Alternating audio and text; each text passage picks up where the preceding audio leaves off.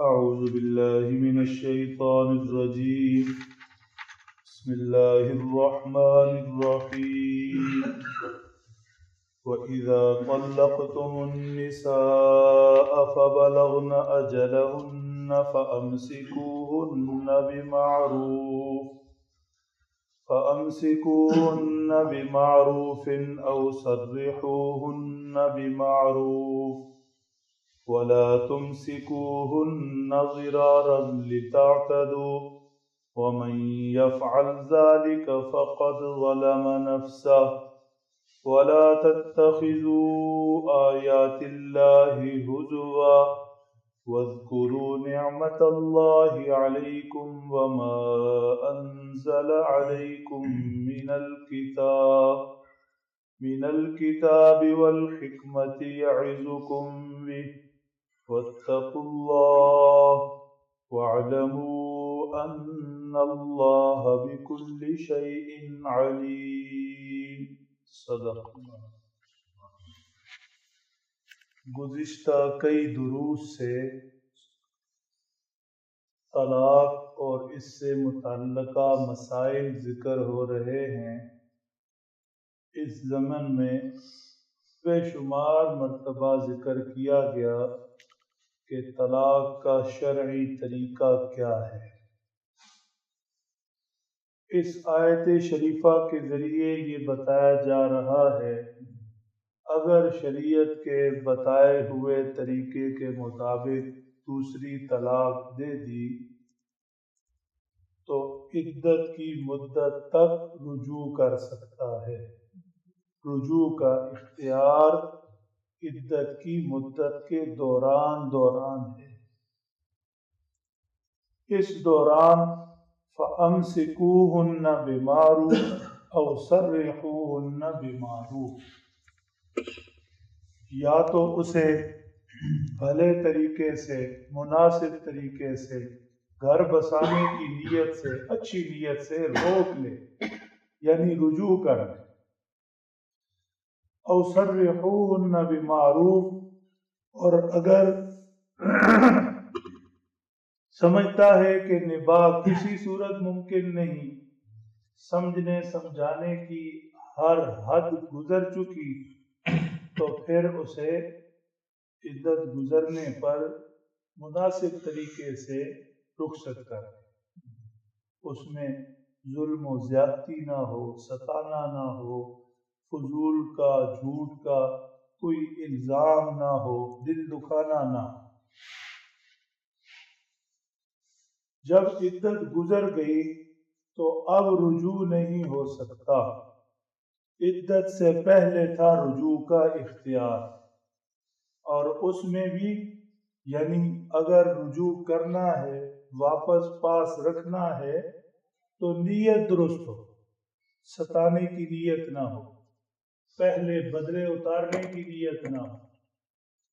پہلے جو اس نے کیا اب میں اسے بتاؤں گا کہ بیوی کیسے رکھتے ہیں، ایسے جذبات نہ ہو. گھر بسانے کی نیت ہو پھر رجوع کرے.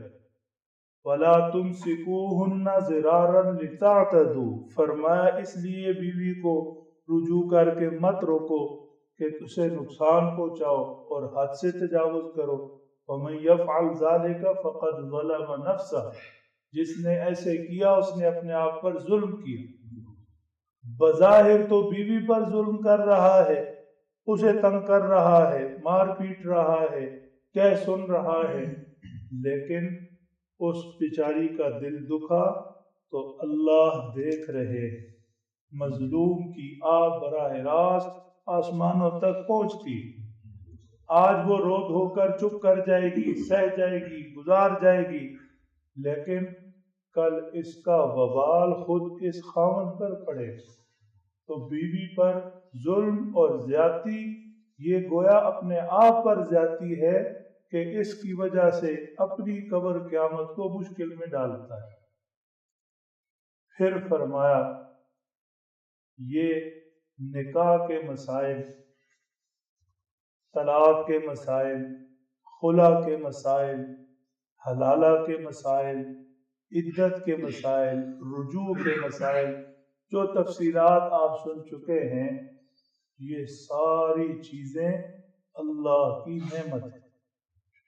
فاذکروا نعمت اللہ علیکم، اللہ جل شانہ نے اپنے پیغمبر علیہ الصلوۃ والسلام کے ذریعے تمہیں تمہاری خانگی زندگی، چار دیواری کے اندر کی زندگی بھی سمجھائی، چھوڑنے کی بھی، اور خدا نخواستہ نباہ نہ ہو سکے تو توڑنے کی بھی، ہر چیز تمہیں تفصیل سے بتائی، حکمت کی باتیں، دانائی کی، نصیحت کی باتیں۔ اب چاہیے یہ کہ اللہ کی اس نعمت کو یاد رکھو اور اس پر اللہ کا شکر گزار بنو۔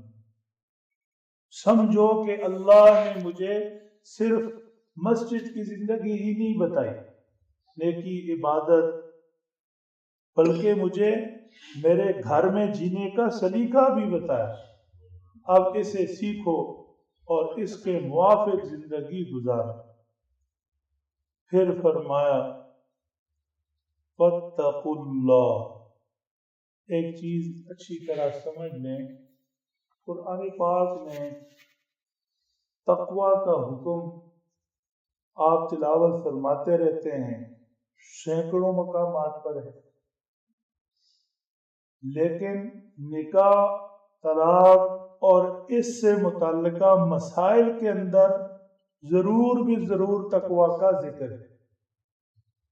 اور غور طلب یہ بھی ہے کہ جب نکاح پڑھا جاتا ہے تو خطبہ مسنونہ میں جو آیات تلاوت کی جاتی ہیں ان میں بھی تقوی کا ذکر ہوتا ہے۔ یقیناً آپ نے غور کیا ہوگا، یا ایھا الناس اتقوا ربکم الذی خلقکم من نفس واحدہ، اور ایسی دوسری آیات۔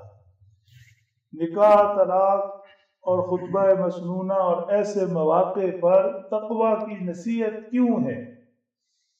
وہ اس لیے کہ دنیا کے سدھرنے کا، آپس میں جوڑ کا، ایک دوسرے پر زیادتی سے بچنے کا سوائے اس کے کوئی اور ذریعہ نہیں۔ جب معاشرے کا ہر فرد، میاں بھی اور بیوی بھی اور دوسرے رشتے بھی اللہ سے ڈرنے والے بن جائیں گے تو ایک دوسرے کے حقوق کا خیال رکھیں گے، ایسے جوڑ پیدا ہو، دلوں میں اللہ کا ڈر ہوگا، دل اللہ سے جڑے ہوں گے تو پھر مخلوق کا آپس میں جوڑ پیدا ہو۔ ورنہ عدالتیں، کچہریاں، تھانے اور مصالحتی کمیٹیاں اور یونین کونسلیں اور سارے اپنے کام کرتے رہیں گے، جھگڑے بڑھتے رہیں گے، تصفیے نہیں ہوں گے، بڑھتے جائیں گے۔ ہم دیکھ رہے ہیں، روز کے معاملات آپ کے سامنے ہیں۔ اس لیے سب سے بہترین حل وہ تقوی ہے، اللہ کا ڈر ہے۔ ہر ایک اللہ سے ڈرتے ہوئے دوسرے کے ساتھ معاملہ کرے گا، میاں بیوی آپس کے معاملات کریں گے تو پھر ایک دوسرے کے حق کا خیال رکھیں گے۔ اب تقوی کیسے پیدا ہوتا ہے؟ یہاں ارشاد فرمایا تقوی پیدا ہوگا اس یقین کے ساتھ ان اللہ بکل شیء علیم، اللہ ہر چیز کو جانتے ہیں۔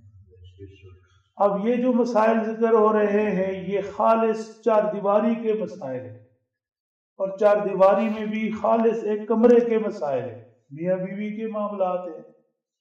اس میں کوئی گواہ نہیں، کوئی دیکھنے سننے والا نہیں، دونوں ایک کمرے کے اندر رہتے ہیں۔ اب ایک کمرے کی زندگی ایک دوسرے کے ساتھ کیسے گزارنی ہے؟ اس یقین کے ساتھ کہ اللہ دیکھ رہے ہیں، اللہ جانتے ہیں۔ چار دیواری میں بھی خاص کمرے میں، اور میاں کو بیوی دیکھنے والی موقع پر نہیں اور بیوی کو میاں دیکھنے والا موقع پر نہیں، لیکن یہ ایمان اور یہ یقین نصیب ہے کہ اللہ مجھے دیکھ رہے ہیں، تو پھر یہ ہر معاملے کے اندر ہر طرح کی امانت کا خیال بھی رکھیں گے اور ایک دوسرے کے حقوق بھی پورے کریں گے کہ یہ حق مجھے میرے اللہ نے دیے، میرے ذمہ لگائے۔